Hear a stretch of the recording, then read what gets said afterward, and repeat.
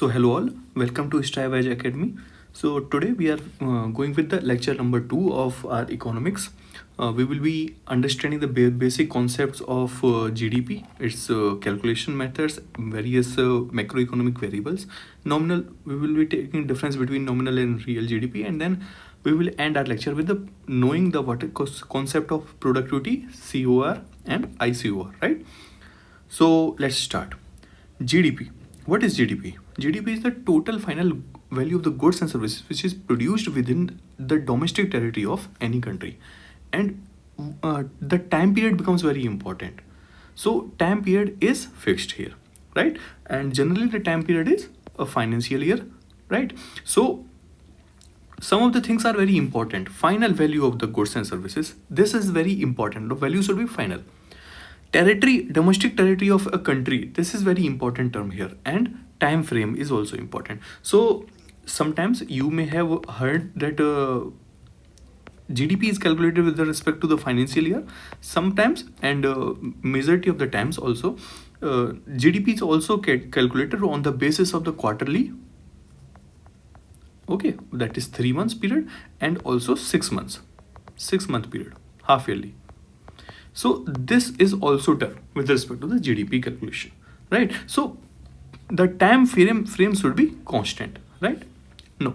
Now, final goods only are calculated, right? So bread will be calculated, but not the items which are used in the production of the bread, right? Like wheat, flour, etc. These the value of these two ingredients will not be counted, while only the final good, that is the bread, will be counted. Value of this bread will be counted in the GDP. Domestic territory, what it also includes is the embassies of India in other countries, Indian ships which are running in the like international waters. Okay, if any economic activity is taking place on those ships, okay, on the cruise, etc., then this economic activity is also included in the GDP calculation. That is also called as domestic territory of India or any other nation for that purpose. So this is the concept of GDP. Now, how GDP is calculated? There are 3 methods to calculate the GDP. First is the production or value addition method. So what actually is done is the value addition at each stage is calculated, and then the sum of all the values added is taken as the GDP, right? The aggregate annual value of the goods and services produced will be added up, and then we come up at the GDP of all firms in the economy, right? So for an example, if we take this example, if you see the figure, suppose this is a farmer. Farmer produces wheat. Okay, farmer produces wheat. 10 rupees wheat is produces. For an example, take 10 rupees wheat is produced by this farmer. He doesn't keep anything for himself. He takes 0 rupees only, right? He sells all the wheat to the factory. Then this factory produces bread. Okay, this is a factory, and this factory produces bread, and bread is sold at rupees 15, right? The value of this bread is 15. So if this is the only economic activity taken throughout the country, right, then the GDP will be the cost of this final good, the value of this final good, that is 15 rupees will be a GDP, right? That we have already know. But if we apply this value addition method here, right, value addition method, so now we will be calculating our GDP with the value addition method, rupees, right? Now, what is the value addition at this stage? From farmer to factory, the value addition is 10 rupees, because before the farmer there was value was 0. Out of that 0 value, out of nothing, this farmer produced rupees 10 of wheat. This 10 rupees wheat has been given to the factory, and factory has produced 15 rupees of bread, but 15 rupees is not the value added. The value addition is only 5 rupees. 5 rupee is value addition. Okay, because 10 rupees is already this company has paid to the farmer. and 15 rupees is the output. So output minus input, cost of the output minus input is 5 rupees. So 5 rupees is the value addition. So by value addition, if we calculate our GDP by value addition method, then 10 rupees is from farmers and 5 rupees has been value addition by the factory. That is the GDP. Our GDP comes out to be 15 rupees. This is the concept of value addition method. So at every stage, the value addition is counted and then GDP is arrived at, right? And for that matter, suppose this bread is used by a person or a business who is selling this bread, making suppose sandwich out of it. Okay, sandwich using this bread only, and then he is selling it at rupees 20, suppose. So 5 rupees is the value addition that this person is doing. So in that case, our GDP will be 15 rupees plus 5 rupees from this value addition is equal to 20 rupees. This is whole concept of GDP calculation by value addition method, right? I hope you understand it. Now moving to the next method. Next method is income method. So suppose an economic activity is taking place in a domestic territory of any nation or any society or whatever the area that we are taking up, right? So sum of all the final goods produced in the economy must be equal to income received by all factors of the production. So every economic activity takes by using the 4 factors of production, that is the land, labor, entrepreneur, right? These are the 4 factors of the production, and if these 4 factors of the production, they must be receiving some of the income. So wages must be paid to the labor, rents must be paid to the lands, okay, whatever the land or natural resources that are being used. Interest must be taken up by capital, and profits must be taken by the entrepreneur. So every person or every factor of the production is gaining some of the income, and if we add all those incomes, then we will be arriving at the GDP. So GDP equal to profit earned by the firms, then interest received by the capital, rent received by the natural resources, or for that perspective you can take the value of the land also here, and wages earned by the laborers. So our GDP will be profit plus interest plus rate plus wages. If we are able to calculate all these things, then we will be arriving at our GDP calculation. Okay, and for a different perspective here, GDP may not be adequately or correctly analyzed because wages may not be well accounted in an economy because of the informal sector. Okay, informal sector is there, so wages or maybe the profit by the entrepreneurs, etc., that may not be correctly gauged in an economy. So that is the other concept, but this is the concept of the income method of GDP calculation. I hope you understand it. Now moving to the next third type of GDP calculation method, it is the expenditure method. So in that sense, so whatever the, if we go to the same thing, that same method that we have applied in our lecture 1, this was the household and this was the firm. Suppose these are the only 2 units that are where the economic activity is taking place.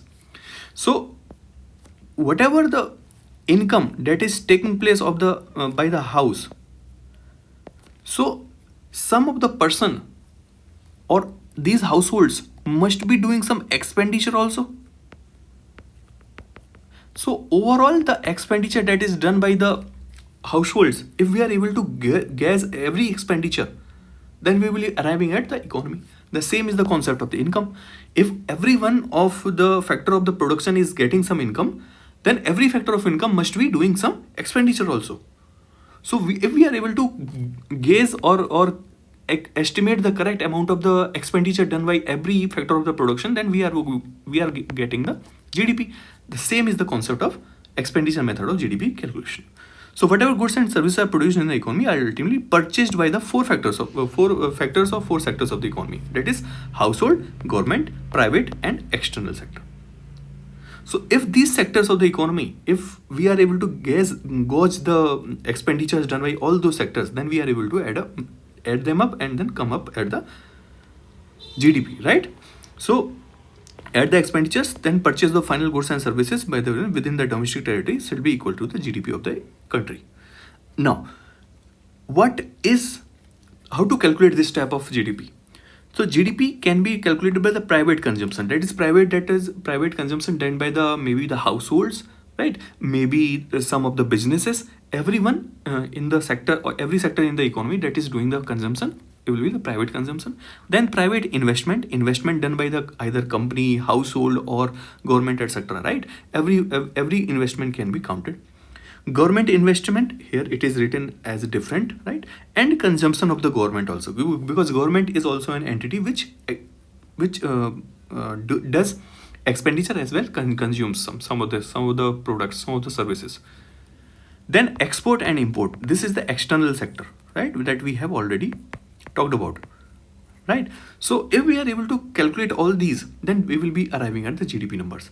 So private consumption plus government consumption, then we are adding up this consumption altogether as a single entity, and then private investment plus government investment we will be taking up as a single activity, and then export minus import. So we have come at a formula that is total consumption, total investment plus exports minus imports, because in imports we are paying something to the other outside the economic domestic territory. So that's why this GDP will be coming up. So these are the three methods of GDP calculation. In India, the major component of GDP is the private consumption, which is around 60% of the GDP. So that is why every time the emphasis of the government is to boost the consumption, right? You may have heard in the newspaper like China is focusing on domestic consumption. India is now, specifically now, when we have already reduced our GST rates. So we in effect are focusing on this private consumption only. We want to boost the consumption so that 60% of the GDP, 60% sector of the GDP should increase, and this will propel the GDP to the higher terms, right? Government consumption is approximately 11%, total investment 29%. So we have to be focusing on these two aspects. That is private consumption, which is approximately 60%, and total investment, which is approximately 30%. So in effect, we will be dealing with 90% of our GDP. And imports is around -2%, because we are an import dependent economy, right? So that's what is the major thing that you should remember about, right? So if any question comes up, how will you boost the GDP, then you will remember that private consumption and total investment are the two main areas in order to work upon, so that economy can be boosted, or GDP can be boosted. You should note here that National Statistical Office (NSO) uses the value addition method as well as the expenditure method. That is, two methods are used in order to come at the GDP figures. So how GDP is calculated in India? GDP is calculated by NSO, that I have already covered, and then two methods are used, that is value addition method, okay, and expenditure method. But what is the thing that you should remember here? Value addition method covers sectors like agriculture, industry, services, that is primary, secondary, and tertiary, right? And expenditure method covers the sectors of the economy, right? Households, government, investment, and export minus import. So these are the two methods, right? So GDP of India, if we will be able to know that how the GDP is calculated, GDP of India is calculated by adding up all the GDP of the states. Because in every state has a domestic territory. Every state GDP is included, added up, and then we come up to the GDP of India.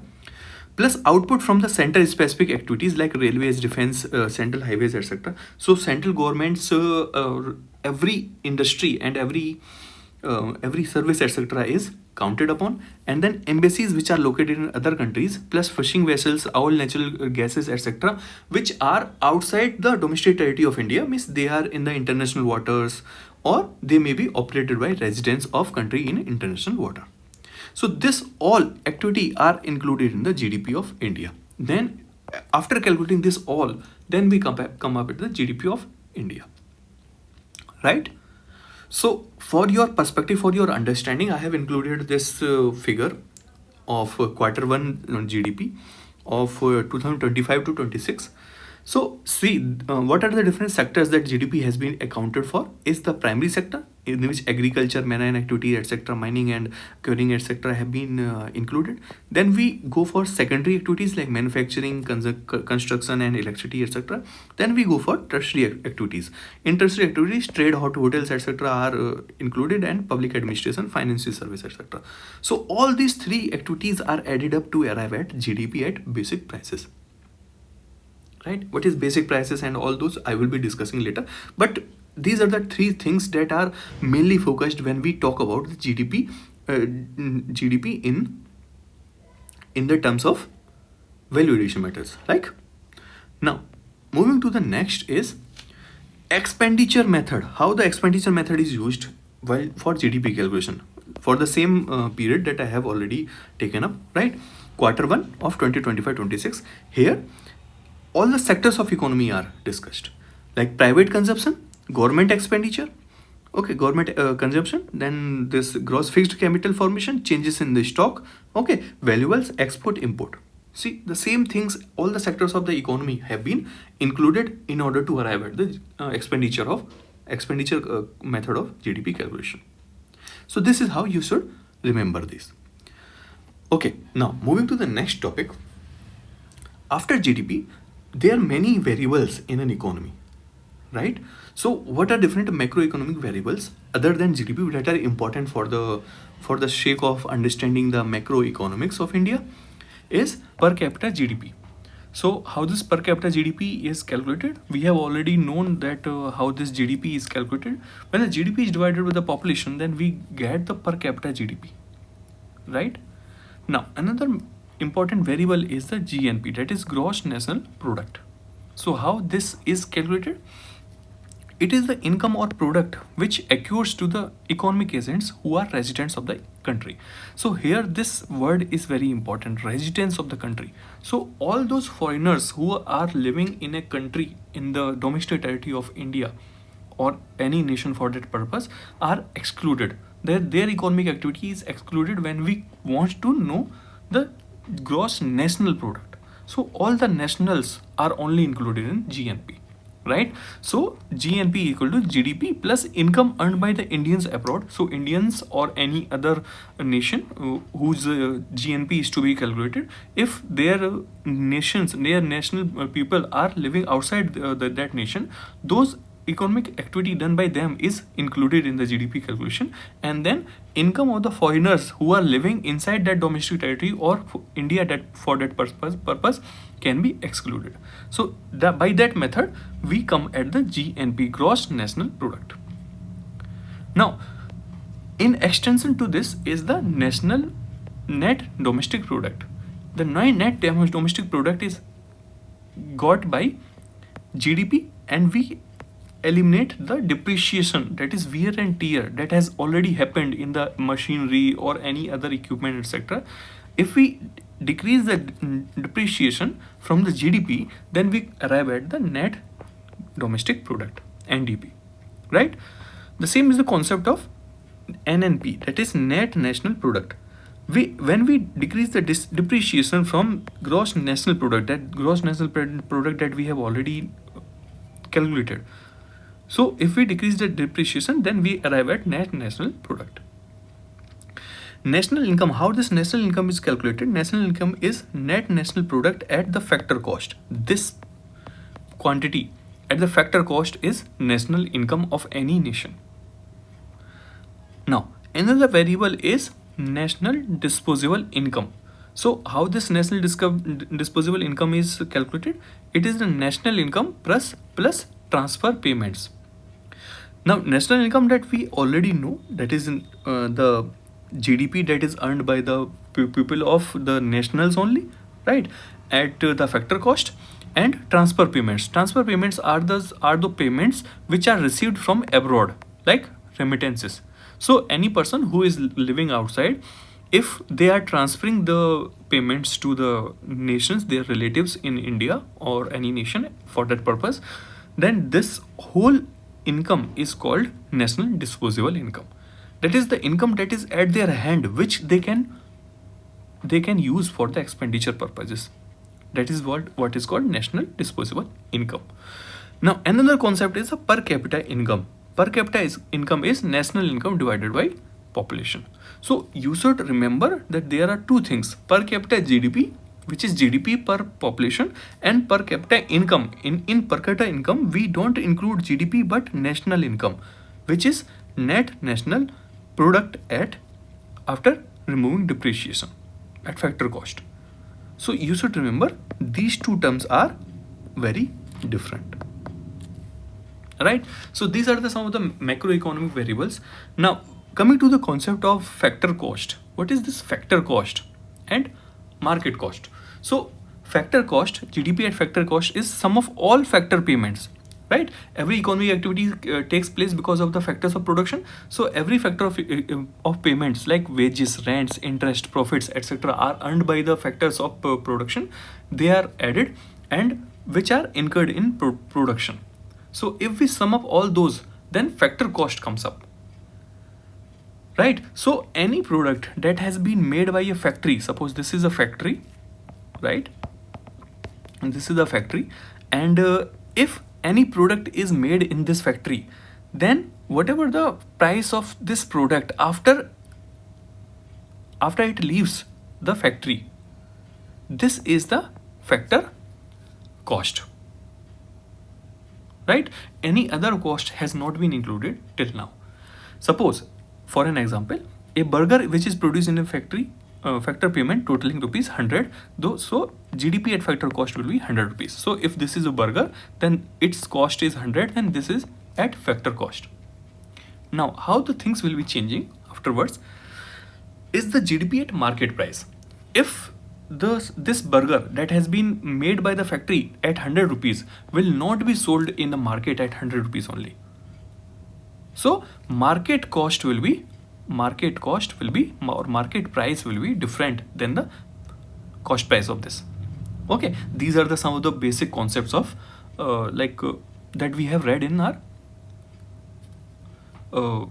that we have already read are in previous classes, right? So GDP at market price, that is price paid by the consumers in the market, which includes taxes, exclude the subsidies. Right? So how this factor cost is, this market price is calculated? GDP at market price will be GDP at factor cost plus indirect taxes minus subsidies that are given by the government. So some of the taxes are applied by the government at every product or every economic activity. Those are added and then subsidies are excluded in it. Then we come at the market price of that product, and that is how the GDP is also calculated. So we have included two examples. Suppose example 1 is there where only indirect taxes are there, no subsidies are there, then burger's cost was 100 rupees, indirect tax suppose it was 10, then market price will be 110. And in second example, suppose only subsidy is given by the government, then burger's price was 100 and subsidy is given by of 10 rupees by the government, then market price will be only 90 rupees. So this is how everything changes. Now you should note one thing is from January 2015, India is reporting its GDP at market price, not the factor price or factor cost.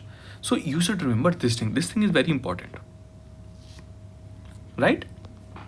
Now, moving to the next thing, and before this, if we want to, these concepts may be a little bit complex. So these can be understood with this simple diagram. So net domestic product at factor cost, if indirect taxes and subsidies are included in it, right? Indirect taxes minus subsidy is included in it, then we come up at net domestic product at market price. If we include depreciation in it, then we come at GDP. And in GDP, if we include net factor income from abroad, that is the factor income that is earned by the foreigners, by the Indians outside India, and if we exclude the foreigners' income, then we come at GNP, that is gross national income. If we exclude this depreciation, that we come at net national product at market price. And if we exclude this indirect taxes and subsidies, etc., then we come at net national product at factor cost. This is how you can remember by this tabular format, right? Okay, now coming to the next topic, nominal versus real GDP. So real GDP, what is this real GDP? It measures the growth in quantity only, while nominal GDP measures growth in the value. That is, it includes quantity as well as prices both. So how this everything is interrelated, we should be seeing them one by one. So nominal GDP, it measures the value of services at current year's market prices. So whatever the current year's market price is there, nominal GDP is calculated in that market price only. It includes both quantities as well as price changes. Right? So suppose, we will be taking this example later. Now suppose this is what is this real GDP? Now in order to differentiate it, it measures the goods and services, whatever the value of them is at constant prices. This is very important. That is base year's prices. It will reflect only changes in the quantity and not the price, right? So how everything is included, and in order to differentiate both the concepts, we are having an example here. Suppose in 2020, 10 apples were being produced in an economy, okay, and 10 rupees was the cost. Then what is the GDP of that country at that point? In this year of 2020, it was 100 rupees. In 2021, the cost price of apples was 20 and 10 apples were being produced, then it is 200. So GDP has increased to twice. This is nominal GDP, right? So product quantities as well as the price is included in the GDP. But when we talk about the real GDP, then we takes the prices as constant. Here the price has increased. The apple's price has increased to 20 rupees, right? Apple's price has increased to 20 rupees. But has the quantity of the apples produced increased? No. So quantity should also increase, and if we measure only the quantity and not the prices, then this is called real GDP. Is there any real growth in the economy? With the next year, with the coming of every year, passing of every year, quantity of the goods and services should also increase. That is what is the sign of expansion in economy. So economic activity should expand every year. That is how the GDP will keep on growing, right? So why the prices are excluded from this real GDP? Because prices depend on inflation, right? So if inflation is very high, suppose take the example of Zimbabwe. In Zimbabwe, there is a 20,000 times of inflation every year, right? So prices may increase because of inflation, but the real growth or real GDP comes from the quantities only. That is a very important concept that you should remember for your exam. So in this case that we have already discussed, real GDP remains unchanged, while there is doubling of the nominal GDP, right? So growth is measured using real GDP at constant market prices. So what is the real GDP of India in some of the decades before? So 2014, it was approximately 7.4%, then we increased to 8.3, and then we take a dip during the COVID times in negative minus 5.8, and then in 2021 again it increased to 9.1 and 7.0 in 2020, right?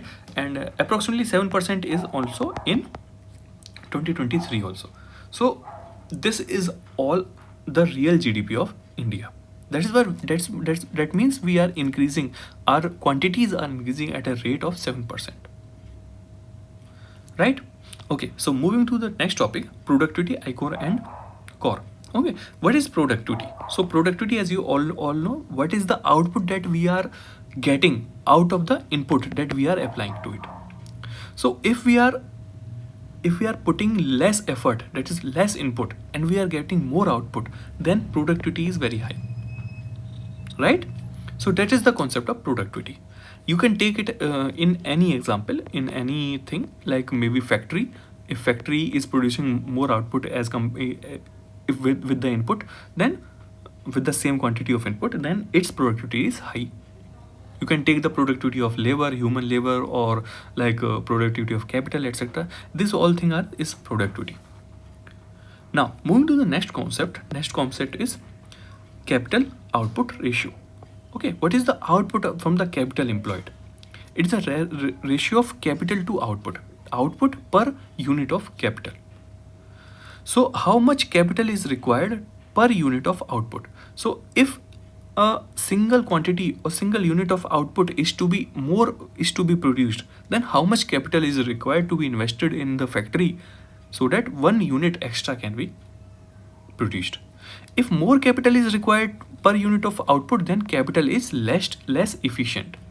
Hence, it also measures average efficiency of capital. So capital is not adequately being utilized. So capital output ratio, COR, is the capital needed per unit of output.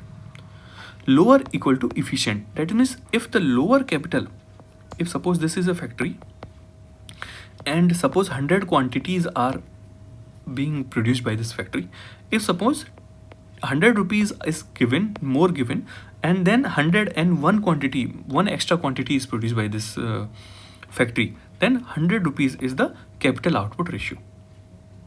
Now when we are able to achieve this in 90 rupees only, after giving 90 rupees, then also we are able to get one quantity extra, then that means our capital to output ratio is better. The lesser the capital employed in order to get one more quantity, the better it is. Okay, now moving to the next concept of ICOR, that is Incremental Capital-Output Ratio. That is the extra capital which is needed to extra output. Right? So incremental capital output ratio is defined as how much additional capital will be required to produce one additional unit of output. Right? So suppose there is a factory, right? And it has been given, suppose 100 crore in order to produce 100 quantities. So how much extra additional money should be given to this factory in order to produce 101 quantity, right? This extra quantity, extra capital, that is called incremental capital to output ratio. So ICOR is change in the capital to change in output. So this is measured with respect to the GDP. Change in the capital with respect to GDP, change in output with respect to GDP. That means investment in GDP, change in the capital with respect to GDP is investment percentage in GDP, and percentage change in the GDP. Right? So India's ICOR is approximately 4.5 and China's ICOR is 3. So that means China is more efficient as compared to India, because in lesser capital China is able to increase its production, while India needs more capital to increase its production by 1 unit. The incremental capital output ratio depends upon multiple number of factors such as governance, quality of labor, and depends on the education, skill development levels, and technology. So the incremental capital that is required, it depends on multiple number of factors. So suppose a laborer is working in a factory. If that person is unskilled, then he will be not giving that much output, even if we are expending more on spending more we are giving more wage to that person. On the other hand, if we are able to give more wage to a person who is skilled, he will be able to do more work, right? And hence he will be able to increase the output at very fast rate. That is what is the mean of this incremental capital output ratio.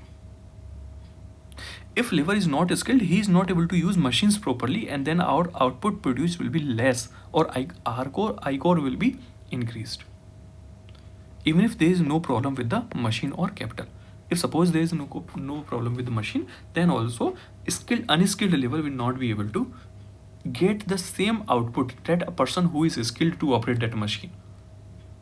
Right? So I hope you understand the concept and basic difference between core and ICOR and also productivity, etc.